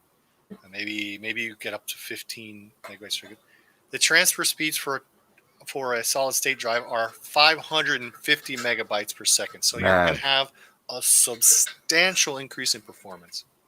Yeah, it's like, why would you not have a solid state drive? Yeah. And it'll last you longer, man. And having with my previous laptop, man, finding a way to get it recycled was a problem and a half. Thankfully, I know someone that works in recycling, so they were like, "Oh no, give it to me, and we can make sure that we can get rid of it easily." Because it's like batteries, right? Whenever you get rid of batteries, it's not everyone who recycles batteries, so you got to make sure that it's So you got to get the best out of your laptop, man, for sure. I want to share one more tip, and then I want your advice on how to dispose of batteries properly. Um, in Panama, if you still have a platter hard drive, the old style hard drive in your computer, and it's a laptop or even desktops, we live in a country where it's super hot and then you have AC on, so that can lead to condensation, or you have a cycle of going from cold to hot on your laptop, and that can also lead to hard drive failure. So going to an SSD will also ameliorate that potential situation. All right, Joe, how do we get rid of the batteries, man? Because I've done my best to eliminate the amount of batteries that I use. Most everything's rechargeable. I have lots of light gear. Joe was the man this past weekend. He had the wand light. He had the reflectors and all the lights and stuff. But batteries add up quickly. The only thing that uses batteries now are my remote controls for the TV and the air conditioners. And again, in Panama, every once in a while, one of them will just start leaking, Yeah. No, I think that's really, it's a pain. And to be honest, I've tried to reduce the amount of batteries that I keep around my house as well. And then I think, fortunately, so I know a place called Bliss Recycling, and we're going to talk about them later. I know last time when I had issues with my laptop, they took care of it. But right now as well, the company that does the recycling for my building, I forget what their name is, but I will find that name. They do recycling of batteries, like the little batteries that you put in the remote controls and all that stuff. So we have so we have a section downstairs where we can put in all of our batteries, and they will just like sort it. And they're like a reputable company. When I think they're called Green Leaf or something. Hold on, give me a second. I'm gonna find that name right away. Yeah. So we like, as consumers and as human beings, we like our amenities. So just try and keep in mind, how many batteries do you use? Find somewhere responsible. Like here in Panama, there's Casa de Baterías. They'll give you a discount for your old battery when you buy the new one. For your car battery, without a doubt. Yeah, that's good. I think those are still NiCads, nickel cadmium. So the batteries have valuable recyclable metals within them. Now the lithium polymer batteries, besides being very toxic, also have a risk of explosion. A lot of people don't know that. So you don't want that stuff in a dump. You don't want that out in a dump leaking. So one of the things that happens in a dump, just so you guys can visualize, we can set the stage of what happens at a landfill, is landfills should be segregated. There's dangerous materials should be removed, but I know firsthand in Panama that's not happening. So what happens, think of coffee. It's called percolation. All those different layers of stuff, it finally at the bottom, when it gets to the bottom, most landfills are actually plastic lined, but that tends to break. But what ends up percolating through comes out as this dark, thick, disgusting liquid, and it's super toxic, and that's what has the potential of getting into groundwater. So you don't want circuit boards, you don't want batteries in your landfill. Television should not go in there. All those etchings on motherboards have rare earth metals in them that can be toxic if they're in concentrated amounts. And that's hard, because sometimes people don't know, and they'll just be like, "Oh, I'm done with the batteries." And I'm sure I'm when I was younger, I was like, "I got some batteries. I'm just gonna throw them in the trash." Oh yeah, I remember. You had your boom box, right? You had your boom box, and that thing used 18 double D cells. Yep. D's. So, you would use 6 of these things. It would last for like an hour. The next time you go to the beach, boom, 6 more. And then you're just like, fresh, throw them into the trash. Man, you gotta be careful. Yeah. You got tunes, man. Gotta be careful with it. You gotta get your tunes, but you gotta be careful. So thankfully, right now, I think since now we use all the items we use are just like Bluetooth or whatever, those things are rechargeable. and they run off of the tunes that are on our phones or on our MP3 players or whatever. So thankfully, I think those types of batteries are no longer as prevalent in our lives. Yeah, I agree with you. And well, with all these tips, you might think that we're against technology. I just want to let you guys know that I am a nerd. And Joe, I was telling you last night, but this experience of editing this video, I mean, it was crunch time. We had 1 week to get to go on air because today is Panama City's birthday, and That's we right. wanted to launch our song yesterday with Shorty and Slim. But I am absolutely amazed. We live in such an amazing era where the power of the video editing allowed me to edit a video in 3 days. A lot of that time is searching for a storyline, but the tools that we have at our disposal are amazing. Yeah. The only problem is that we're out of balance. We need to move forward. We need to keep being human beings and having that spark in our mind that allows us to create amazing things. But we also need to take care of our home. Don't poop where you eat, man. Very true, man. Very, very true. I think I agree, man. I think sometimes I'm surprised at how, and I'm not as good as HB is with the editing, man. But when I've had to edit some stuff that I've done, sometimes I'm like, man, how did I do that? How did people do that in the past? What the fudge, man? Yeah. Like, I can't even imagine. Yeah, this and we're just like, yeah, we're just like, we're like the cat. And we're like, oh my God, it's so hard. Joe and I were talking about editing. We had a good time discussing stuff, and reliving the glory of filming something and seeing it come to life and having people react positively to it. Oh, but, yeah. Historically, Joe and I were talking yesterday is back in the days, the early days of the golden age of Hollywood, you think of like Cecil B. DeMille, these great directors like Alfred Hitchcock and Stanley Kubrick. Well, a little bit before that era was the people who edited the actual film. You cut the film physically and line it up and splice it. How insane. Yeah. So that was considered like sewing work. So they hired seamstresses and women to do the editing of these great films. And it's such an overlooked thing in Hollywood of how many great editors there have been in Hollywood. I mean, there's a saying is that you write the movie 3 times. When you write the script, then it changes when you film it. Also, the actors bring in their points of view, and then I think an often overlooked part of it of telling a story is the editing, because you can completely change the narrative by your choices of film. So just a little historical nod there to all the wonderful ladies who were considered seamstresses. Like, oh, that's like seamstress work. I'm a man. I'm not going to do it. Send it to the women. And these women were creating these masterpieces of movies. And got no credit. No credit, man. I think at some point we're going to have to do an episode about all the behind the scenes work that was done by women during these times. That was like mind blowing. But yet, I would love to make a movie based on that, Man, that's insane, man. That is insane.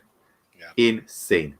But, my friend, carrying on with topics of greening our lives. Yes, sir. My friend. Another way that you can green your life, which is, man, my phone's making noise, and I know it's difficult in Panama, but sometimes you can make it happen, is greening your commute, man. For those of you people that are traveling places, that are going to different locations, man, it's, try not to use your cars often. I know the pandemic has been wonderful at reducing the amount of sort of emissions from our cars because we've been at home. A lot of us have been at home, and the only things that have been moving around have been the buses, trains, whatever have you. But just, if you're going to the same place with a buddy, be like, yo, buddy, can I jump in your car? Can we go together? Can we carpool? I always ask Joe, not only is he an excellent driver, but he's also good company. And he's always, I'll give you a ride. No problem, HB. I'm me, I'm grumpy. He's like, HB, can you give me a ride? I'm like, I don't pick you up, dude. Rush hour. Don't do that, man. Go pick that buddy up. And then you'll have a nice time. But, Joe's in my bubble. We still No doubt, no taking doubt, no doubt. precautions. Joe's in my You gotta bubble. be in your bubble for sure, for sure. Hey man, I love picking people up. I love hanging out with people in my car, talking smack, listening to We should tunes. do a pirate broadcast from your car. Just driving with RapScallions, and we just That's right. drive, just drive it. Cruising with Scallions. Cruising with the cruise scallions, man. Hey, and you know another thing, other than greeting your commute, man, people are saying now like travel less. Because I guess it took a pandemic for people to realize that you don't necessarily have to travel to places to have meetings. It's true. And Which the is weird, right? Yeah. Well, I don't think there's anyone on this earth that actually enjoys a meeting or thinks that they're fruitful. So, in addition to helping your limiting your waste stream, reducing, reusing, and recycling, be a more responsible manager at your meetings. Be prepared for the meetings. Don't do a bunch of stupid stuff in the meetings I know. that could be done in an email. Send the people a rundown of the purpose of the meeting. They probably won't read it, but they'll have it, and you can get through that meeting and people can get back to work. And it helps you. It helps you to be like, we're gonna talk about boom, boom, boom. And then you know what? You just saved yourself a trip to who knows where to spend a day there, stay in a crummy hotel, and then have to fly back. You can do that from the comfort of your own home. Exactly. Zoom it. And the technology is getting better. Latency is going down. We're doing this show over the internet, and Joe's tuned in from his house. I'm at my house, and the latency using advanced RapScallions technology. You know, in the early days, we had a lot of echo and stuff and a lot of latency, but guess what? The RapScallions prevail. We do prevail, man. We're like the unstoppable force, and there is no immovable object to RapScallions.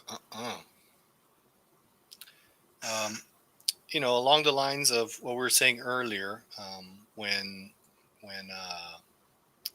maybe you're not motivated, maybe you're having a hard time motivating yourself to put into. Maybe we're telling you stuff you already know, but you're not actually doing it. So I sent Joe something, and we actually included this in one of our songs. The world keeps turning. It's a way of thinking, you know. And I just wanted to read that.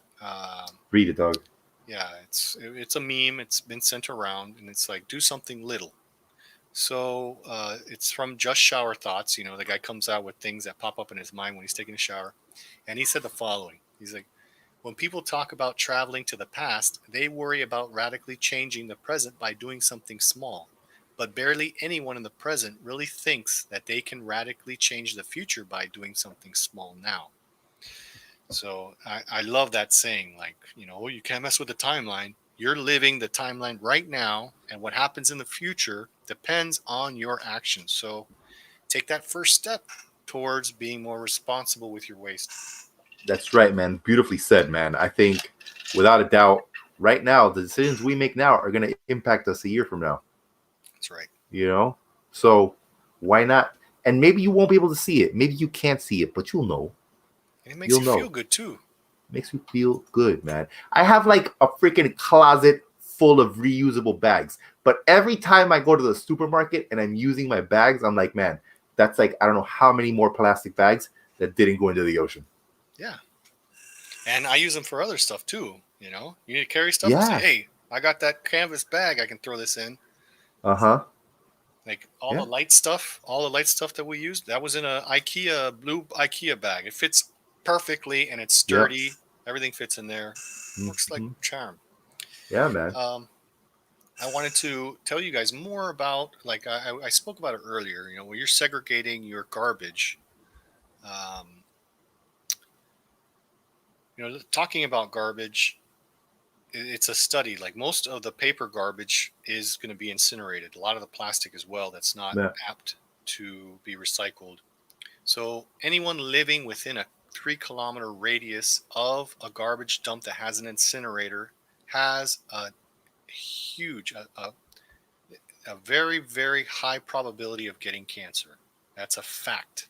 It's a study done, and people that live closer to the incinerators are exposed to these toxins. So help someone else. If you want to help someone not get cancer, reduce your waste cycle, your waste stream. You're segregating your garbage. So I all my orange peels and my banana peels and stuff like that. I put it in a paint bucket. It's super simple. Maybe you have a little bit of a smell, but you know what? Get over it. All you need is a 5-gallon bucket or larger, and then you get some screen because fruit flies are a pain in the butt. They are indeed. You can make a little top so that there's a screen there, and just throw your stuff in there, your eggshells, your leftover broccoli bits, maybe some cabbage and lettuce. Maybe it's gone a little bad. Throw that in there. You don't have to roll it. You don't have to do complicated stuff. That'll break down by itself. And then the liquid that accumulates from that, put it on your plants. Your plants are going to love you. Right now, my aloe plants are blooming, and the hummingbird comes by 3 times a day and sips nectar from it. It's amazing. I'm going to do a story after the show of the footage I got earlier today of the hummingbird coming up and drinking an aloe flower nectar. Man, that's amazing. I didn't know hummingbirds flew around in Casco, man, because Casco doesn't really have that many green areas anymore. Like, there's like a lot of buildings everywhere, but HB has a garden, beautiful garden with a lot of plants. So, the hummingbirds are all. I have a banana tree, I have a papaya tree, and I have tons of aloe. I tried growing tomatoes here, but for some reason they wouldn't pollinate, probably from lack of bees. Also, there's a lot of construction. There's a lot of concrete dust in the air. So I gave up on that project, but the banana plant's doing well. I need to repot the papaya. Hopefully I'll get some papayas. And what I'd really like to do is get a little citrus tree. I love, for my rum and cokes, Joe, special lemonade. No doubt. I know Jill Quill's out there. She heard special lemonade. She's like, what? Last time she came to Panama, we got special lemonade, Santa Clara lemons, and a bottle of Abuelo. Delicious. Dude, let me tell you something, man. Those Santa Clara lemons are the shizzle whizzle bizzle. It's the good stuff. So there On are point. things you can do. There are things you can do at home. Give us some more knowledge. Feed us some more facts. We talked about before a meeting to do a rundown. I want to let you guys know that behind the scenes of this amazing live stream, Joe every week has a rundown for the show, and they're beautiful. Every person should do rundowns as well as Joe does. Thank you. I appreciate it. It helps us with facts and figures, and all that research we do is enriching us so that we can share that information with you. Thank you, man. I appreciate it, man. I think I had a for this week. I had a structure, and we discussed it yesterday about how it should go, and I thought it was important that we kind of talk about some of the more macro stuff and then some of the more micro stuff, because ultimately the micro impacts the macro, right? So we kind of have to keep it moving in that way, because even though if we're like, oh, what does it matter what I do? What it does matter, man. And I remember just thinking, just from some of the stuff I've just learned in life, man, especially when it comes to like greenhouse gases and the ozone layer and all those things. It really impacted me to think that aerosols, things so simple like deodorants, right? You'd be like, I'm putting on my deodorant, and that has a propellant. The propellant is a CFC. It used to be a CFC, chlorofluorocarbon, and those things would be released into the atmosphere. They would make their way around, until they got to a specific point where they would then participate in the hole in the ozone layer that we have over Antarctica. And that was one of those things where just kind of crept into my head, like, man, like something so menial, it's just like putting on deodorant is having such a big impact in the world, because of course I'm doing it, you're doing it, millions of people are doing it, and we're just like, yo. Yeah. It's how Can I insane. tell you a little secret, Joe? Yeah. I haven't used deodorant in over like 2 years. Man, but you smell so fresh and so clean. I do. It's your body. The thing that's causing those odors is bacteria. So they're eating the juices that you squirt out of your armpits. Now there are occasions, like if I'm going on stage, for my co-actors, I'll definitely put on deodorant. But I remember that paste that I told you about. It's it's interesting. Yodora, it's called, and I'll put that on, and that will keep my armpits from stinking for a few days. So, man, that thing is quality, by the way. And it has no aluminum in it. It has no aluminum in it. Most deodorants have aluminum in it. Aluminium. Has That's very aluminium. British. Aluminium is how they say it in Britain. Yes, indeed. Um, White. so my dad had Alzheimer's, and they're linking aluminum to Alzheimer's. So I was like, you know what? Let me try and cut this out. And I found this stuff. It's got boric acid in it. It works great for like 3 days. I only use it every once in a while, and my body has found its natural balance. And you know what? If your armpits are that stinky, it means you need to take a damn shower. Come on. For sure. For sure. For sure. For sure. For Speaking sure. of showers, cut down on your showers. Take cold showers. It's very refreshing. Man, I love my cold showers, man. I think it's like invigorating. It's true, man. Like we said earlier, rapscallions are super sexy. We're always in the mood. Sometimes we need to cool off. We're always like, rawr, rawr. That's right. That's right. Take a cold shower, man. It's gonna make you feel good. You're gonna come out Hey. of the shower like, yes. And not only that, man, the coldness helps to tighten your muscles. So you're gonna come out of that shower feeling ripped. You're gonna be like, whoa, I never realized I had a 6-pack, yo. It's true. And it's a fact that famscallions are well endowed. All the famscallions have the biggest man parts, so you don't have to worry about shrinkage. and the female parts in whatever sort of connotation. Oh yeah, the most that beautiful would female happen. parts. What I'm saying Yes. is, don't worry about that shrinkage. Jump in that No. cold shower. You're gonna No. love it. And if you have a hard time with that, you think about how long you have to turn the shower on to wait for the hot water to kick in. That's a lot of freaking water, man. And when you think about it, in Panama particularly, cold water is not that cold. It's not. Yeah, I understand if you're in New York and there's a nor'easter's blowing through. Hey, you gotta adapt. You gotta adapt to where you live at. But these are just little thoughts that we share with you. Maybe you can implement those in your life. For sure, man. For sure. I mean, it's just little things that you can be like, you know what? Today I'm going to try with the RapScallions. I'm going to take a cold shower. Yeah. But if it's too cold, you'd be like, you know what? I'm going to take a hot and cold shower. Hot, cold. Yeah. Hot and cold. Maybe you start the shower with hot water and then turn it cold, and you'll be like, ooh, this is kind of nice. Yeah, man. Another thing you can do is, turn the shower off while you're sudsing up, and then turn it back on. Now, I have to admit to you, Joe, I love taking showers. That's where a lot of my creativity happens. Dude, ditto. So I'm not good Ditto. at this, and I know this for a fact. I waste a lot of water. Ditto. So you can turn the shower off while you're shampooing, while you're soaping up, and then turn it back off to rinse off. Man, Shake I'll come off, out of a shower. Yeah. Sorry, go ahead. Shake off the water. If you like rub yourself down, which is, we always recommend that. You should rub yourself down as much as possible. Be in touch with yourself. Love thine self. Love yourself. You just you push that water off, and that way your towel isn't as wet as it usually is, and you can use it longer, and thereby reducing laundry costs. True that, man. Because again, laundry uses water, a lot of water. So you just got to make sure that you reduce the intake of water, because right now in Panama, thankfully, we're very lucky. We're very lucky that water is not an issue. But we don't want to get to the point to where it is. Because if not, it's going to be a rude awakening for us when we're like, oh, man, you mean I can't take a second shower today? Oh, snap. And I'm a sweaty man. I like to take showers. If I shower in the morning, I'll be like, yo, I got to shower in the evening, because I'm sure I've sweat throughout the day.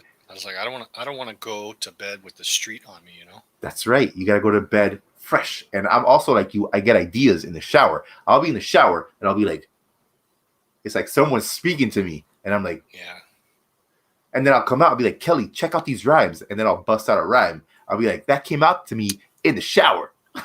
You're like the coolest shower taker ever, man. You come out Man. fresh and clean, smelling good, and with dope lyrics. With dope lyrics. And I'm all like, blah, blah. And their lyrics, they're not about taking showers. They're about other things. About other stuff. Again, all things included. I wanted to share with you guys, like Joe said, rapscallions are very interested in the earth. So, there are toilets that you can buy that will help reduce the amount of water, and this is along the lines of pollution. Now, the poo isn't really the problem; it's the urine. And what happens is that urine is very high in nitrogen, And when that concentrates, the waste disposal plant has a hard time reducing the toxicity of that intense nitrogen. So if you live maybe somewhere with a yard, go pee in the yard, man. Come on. That's not that bad. It's not that bad. If you can implement it. I don't like this practice because I have a great, look at this nose, dude. This thing smells everything. Yeah, But man. It's the nose that knows. The nose that knows. Maybe you only flush with a number 2. Then you can wait a little while, wait a couple times while you pee, and maybe every third flush. Everything adds up. Some things that you can implement will definitely help the world, man. Help the earth. You gotta help the earth, man. Hey, if you have a yard, man, you got a yard. A lot of us live in apartments, man. Go pee in your yard. True, man. Ain't nobody gonna know. Pee in the shower, man. Get over it. That water is pee already in the wasted. shower. Seriously, pee in the shower. It's normal. So, yeah, get over it. You're saving water. Man, people just don't know, HB. They don't know. They don't know. They don't know. They don't know. We should start a pee in the shower movement. If you're really gross, pee in the sink.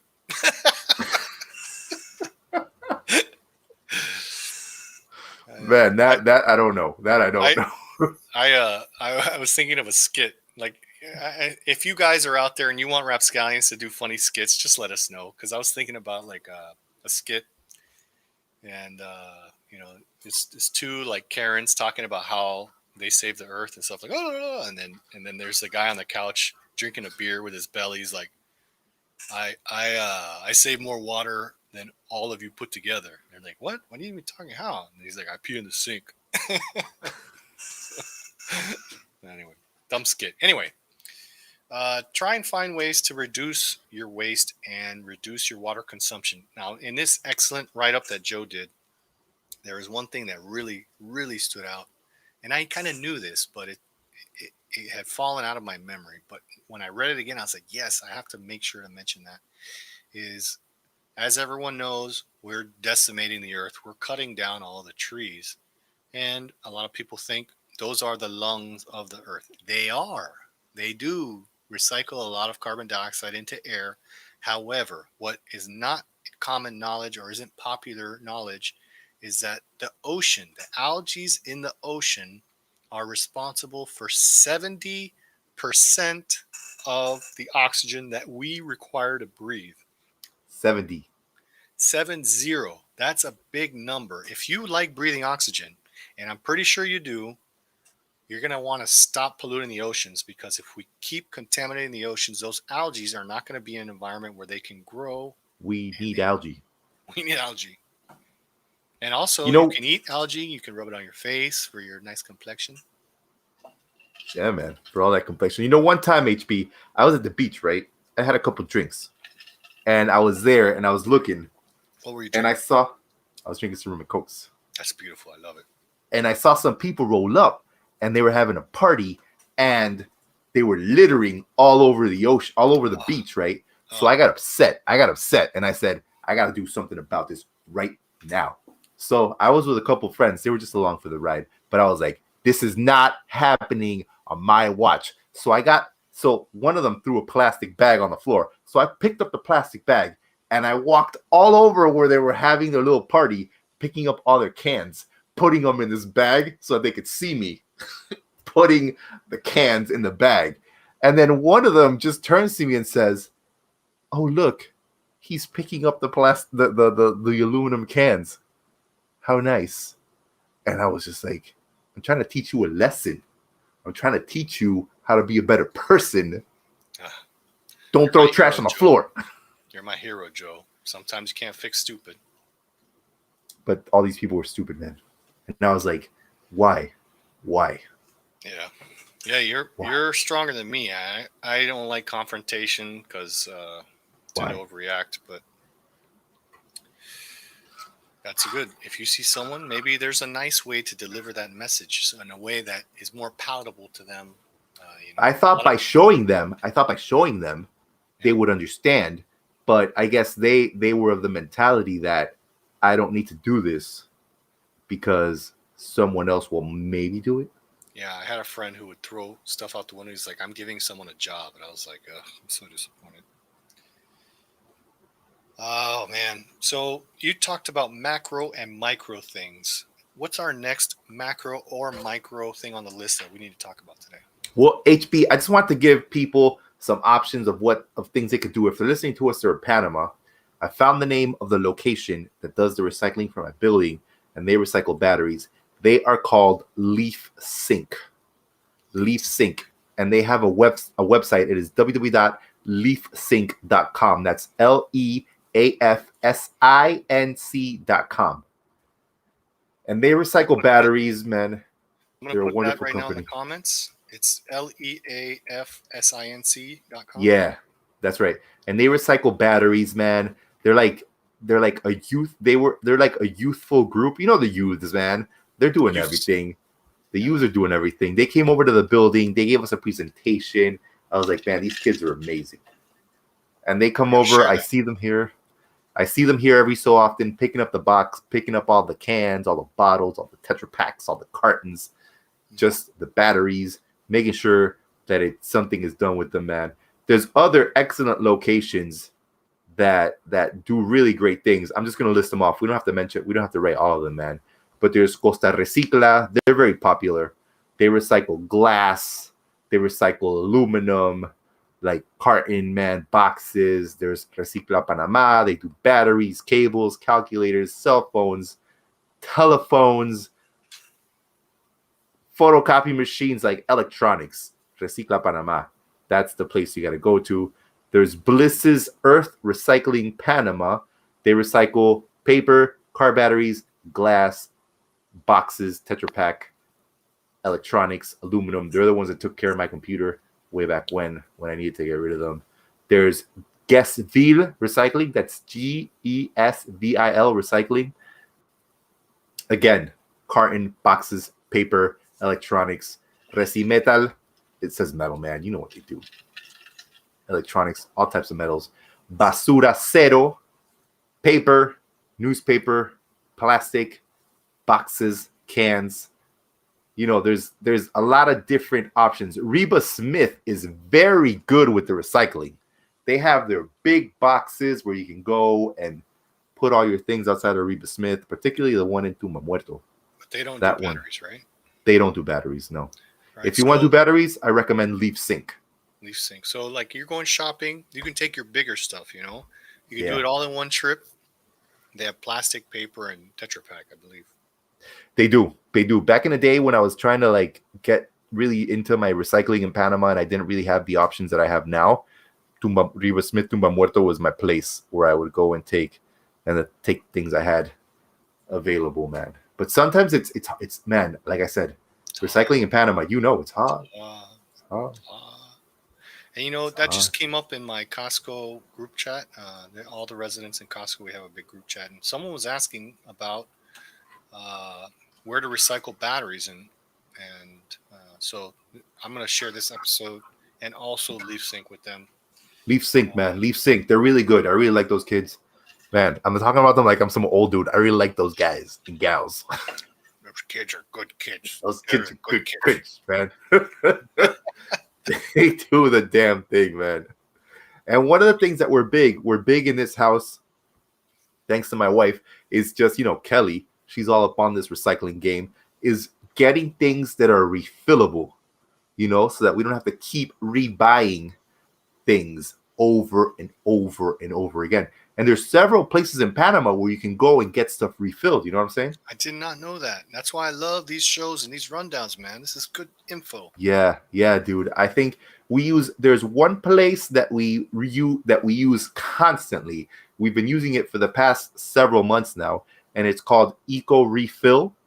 And they will come to your home and they will refill different things. So we get our laundry detergents refilled. We get like our dishwashing soap refilled. We get our the stuff we use to clean the floor refilled, which is great. There's Punto Refill, which is in Clayton, and you can go there and again get a bunch of things refilled. I understand they also have like nuts. that you can get. These nuts. These nuts. Legumes. Legumes. Gummy bears for all you people with a sweet tooth. Yeah. They'll give you Get that the sugar. gummy bears. Get that Yeah. sugar, man. So definitely worth checking out. Punto Refill. Echo Refill is the one that we use. And there's another place. I've never used this place. It's called Ikigai Collective. And they do refills as well for different things. And like I said, you know, dish soap, laundry detergent, floor, bathroom, and kitchen cleaning products, personal hygiene items. You know, you can also get... There's this place that you use. Does that laundry detergent, do they have eco products available? Like, I like unscented stuff. I don't like perfume. Yeah. This nose. Yeah. This nose is powerful. Look at this. Look at this thing, Joe. It's a powerful nose, man. Look at that. It could smell anything. I bet you can smell what I'm smelling right now. You are smelling a rum and coke. That's right. Damn. I can smell over the internet. The nose that knows. Speaking of detergents, if you have the option, you should choose powdered over liquid, because think of it this way. And this is kind of minutia, but just as a way of thinking, if you buy liquid detergent, you're shipping water, right? Truth. So you can get a more concentrated product by using powdered. Now, if you do use powdered, you're going to want to run the water first and then add it and make sure you dissolve it. Otherwise, it could clump up on your clothes and make little holes. But, you know, that's a little nitpicky thing. It's just a way of thinking. Don't ship water. That's very interesting, man. Because sometimes I go back and forth between the powder and the thing. But I remember when I was heavy on powder for a minute in my life. And I did have to do that. I was like, run the water, start the machine, pour the powder, let it and then close. Another thing you can do is you can add baking soda. Like, I think one of the traps that I got into in my youth when I was a younger guy, you know, sometimes your clothes they have a little musty smell to it, right? No doubt. That actually comes from using too much soap. Oh, word? Yes. The wash cycle isn't long enough to rinse out that amount. So you don't want to overuse soap. Let's say if you have your gym clothes, maybe you do that in a separate cycle, or I don't know, you figure out yourself. But keep in mind, don't use too much detergent, because that can lead to malodors. No, nobody want malodors. And man, and specifically with gym clothes, man, it comes to a point where it's past its sell-by date. Because sometimes it will absorb so much. Because remember, this clothes, especially the way they make it now, it's supposed to absorb your sweat and disperse it. But sometimes it's like stank. Yeah, it got to its Another thing you can do, Joe, is you can add baking soda to your laundry, and that'll help with tough stains and stuff. You don't want to put too. You're like, oh man, this is super stinky. I'm going to put twice as much. Add some baking soda, and baking soda is something that's cheap. It's not toxic. You should keep it around your house. So if you go to the market, you might be worried about pesticides. And I read, was it Consumer Reports did a study, and if you soak your fruits and vegetables in a bath of baking soda, it'll remove most of the pesticides and dirt on the word? This was like the best thing you can do. You don't have to wash it. You fill up your sink. You put some baking soda in there. You're like, how much? Put enough so that you feel that soapiness. You feel that that base feeling, and then you do a 10-minute soak of your vegetables. That's going to get rid of those pesticides. And when you're not using something that's toxic, you got to get baking soda. Use it around the house. This stuff is wonderful. What do you know about vinegar, man? Somebody said once if your towels, because I had some stanky gym towels, they were like, if your towels get too stanky, put them in vinegar. Vinegar is an excellent way. It's acetic acid. So baking soda is basic, like people who don't listen to RapScallions. They're basic. So basic. And then you have acetic acid, which is a very low-grade acid. It's so low-grade that we can drink it. Right. It does help with smells because, one of the tricks, like when you paint a room, You put a bucket of water with vinegar in it, it'll suck those odors out of the air. Oh, word. That works great, man. Yeah, I didn't know that. So you can give that a try. I personally, I use baking soda. Carina likes to use vinegar to clean surfaces, but we got one of these steam mops. It's like Steam mops. Tell me yeah. more. I don't like, because I walk around barefoot all the time. We leave our shoes outside, so we're not bringing the street into our home. And I thought about it. I was like, hey, our feet are always touching soaps and detergents and stuff. So I got a steam mop. That thing works great, man. And you take the little cloth thing off of it and throw it in the. I usually wash it by hand. Yeah. You can throw it in the washing machine. Right.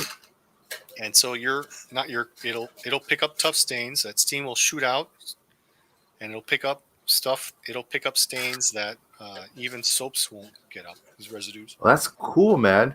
Man, I should invest in one of those, man. The thing was like $20, man. One of the things. What brand is it? Can you let us know? It's Shark something. Let me look it up. Shark something. That sounds deadly. Because I think one of the things that people don't know, and one of the things, sometimes I'm reading just random stuff. And I remember before when I was younger, I would when I was getting dressed for work or whatever, I would put my shoes on in my room, and then I would walk out my house. I would trample all over the house. And then when I would come home, I would take my shoes off in my room, and then I would walk around my house barefoot in the same house that I had trampled on in my shoes. And I was reading an article about all the different things we step on throughout the day when we are out and about. And I was just like, no more. Yeah, you can drive yourself crazy with all these studies, but overall, you're going to want a cleanlier home. Okay, I looked it up, and I misspoke. It's the rums, guys. It's all right. The thing was actually on Amazon. It's $69. I bought it at Discovery Center. I don't know. Maybe I got it on special. It's called the Shark Handheld Cleaner Steam Mop, regular purple. This thing is amazing, man. Yeah. And like I said, I like to cook, so sometimes when I'm cooking, there's some oil splashes, and the floor gets a little greasy. Man, that steam mop picks that stuff up like this, Joe, like this. No problema. Now hit up Discovery Center for them bargains. By the way, they don't sponsor us. If you're listening to us and you work at Discovery Center, hook us up. Sounds like cash, man. Go to PanamaRP.com, hit those buttons, donate some money. This is wonderful content. Joe and I are going to start making more content. We had so much fun with this Shorty and Slim video. Tell us what you want to see. We're thinking about doing some filming around the Canal Zone, educational. Hey, man, I think people need to know more about the canal. You know what I think? Yeah, people need to learn more about the Canal Zone, man. I've always been curious about it. You have so much knowledge about it. I think we can make magical things happen and let people know what it was like, because it's a part of Panamanian history. That's true. Without a doubt, man. Because the Canal Zone was a part of Panama. Therefore, it's a part of Panamanian history. That is absolutely right. And a lot of people don't think about it that way. They're like, gringo go home, but that history is still there. For sure, man. And there's plenty of things. I'm getting off subject, but anyways. Yeah. We got 5 minutes left. Joe, you got to hit us up with some macro and micro knowledge about the environment. About the environment, man. Listen, y'all. I know you think, man, what do I have to do with climate change? What do I have to do with global warming? What do I have to do with all these things that all these presidents and prime ministers talk about? You got plenty to do with it. Because you are an example. You're an example to your neighbor. You're an example to your kids. You're an example to your friends, colleagues. So you got to do what you can. Because ultimately, at the end of the day, if you do good, they're going to want to do good. In order to make this planet prosper, grow, and keep all these billionaires from telling us that we need to move to Mars, is going to be us saving it. Because there's so many beautiful things right now that we can enjoy in this planet. So many things that we can still take advantage of in this planet. And we're only going to do that if we show it some love. And that love starts with you. So love yourself, love your neighbor, love everyone. That was beautiful, Joe. That was beautiful, man. Thank you. You heard it here, folks. Show the planet some love, man. That's the planet loves you. It's time for you to love it back. That's right. It You gives don't you a have to be- home.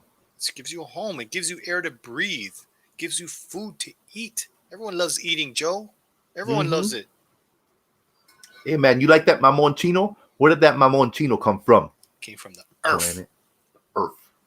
That's beautiful, beautiful. So, just to that was beautiful, Joe. Thank you, my I friend. don't have much to add to that.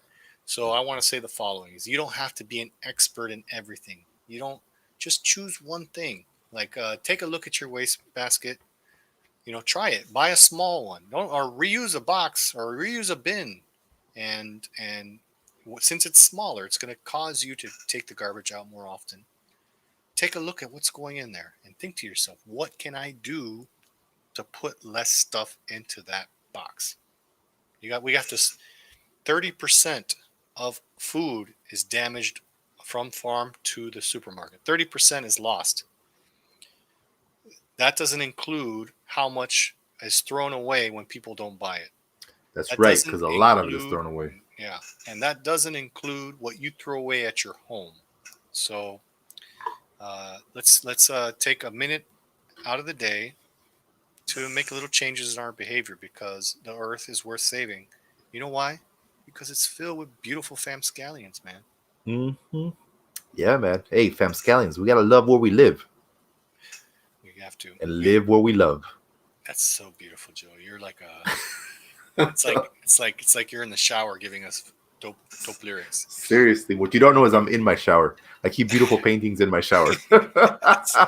Tapriti. Okay, we got 3 minutes left. Do you have any more nuggets of recycling, reusing, reducing? Okay, so No, man. it's in an order. It's in an order on purpose. That's right. First You of gotta all, read. Yeah, that's right. Yeah. Do it. I need the little. Okay, first you need to reduce. You need to minimize the amount of waste that you are creating. Once you have reduced, and again, don't stress yourself out. You don't have to be an expert in everything.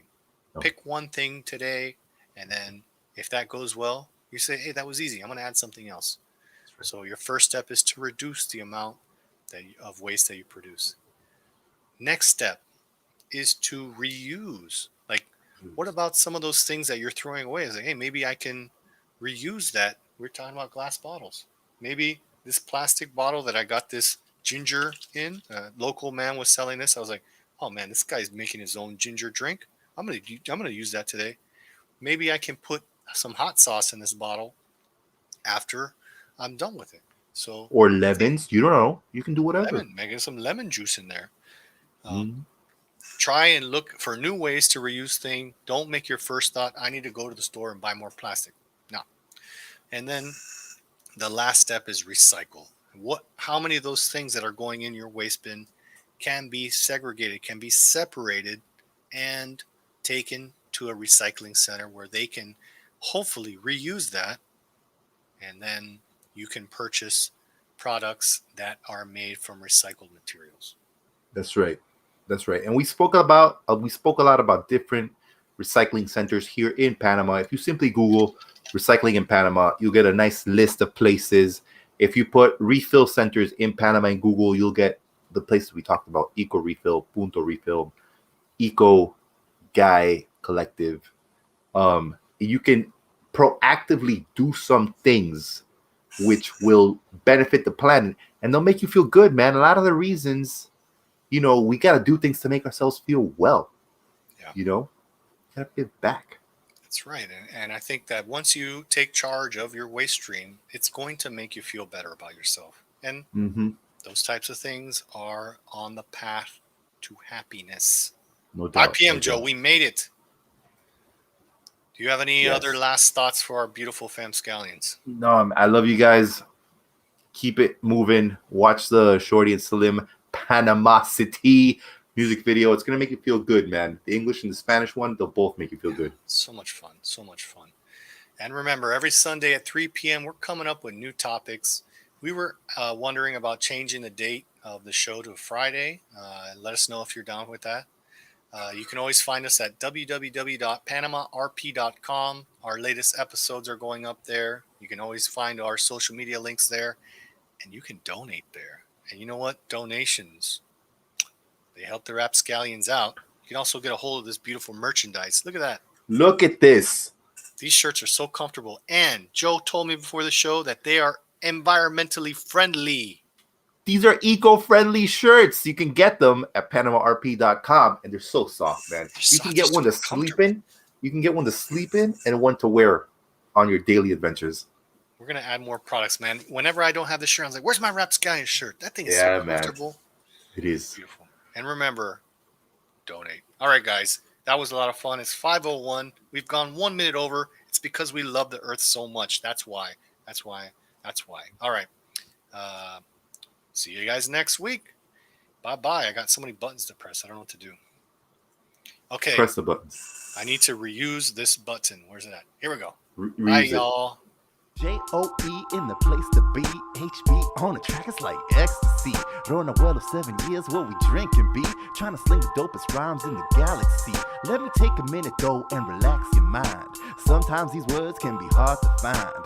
24/7 on that daily grind. Hearing voices in my head, man, they not that kind. Cause bitches be bitches, snitches keep snitching. The world keeps turning, and I keep hitching a ride instead of living my life. Yo. Man, when you feel hungry, don't you have to eat? Yo, pump up the volume and digest this beat. RapScallions in the house with this lyrical treat. When we're done with you, you're gonna ice your feet. If the world ends tomorrow and you had one chance, Hey yo, would you start the move like it's your last dance? yo, do something small in the past and present changes. Do something now, the future rearranges. Cause bitches keep bitching. Yo, snitches keep snitching. The world keeps turning. And you start living your life instead of hitching a ride. RapScallions.